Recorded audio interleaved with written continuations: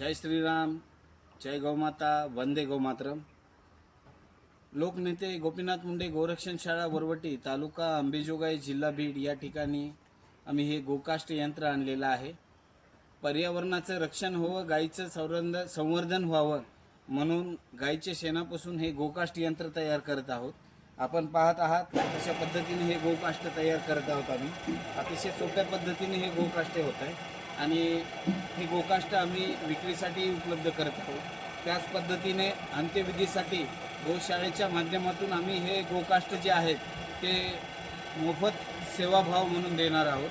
तर सर्वांना विनंती आहे की प्रत्येकानं आपल्या गोशाळेमध्ये अशा प्रकारचं गोकाष्ट यंत्र आणून गायीचं आणि पर्यावरणाचं रक्षण करण्याचं काम करूया।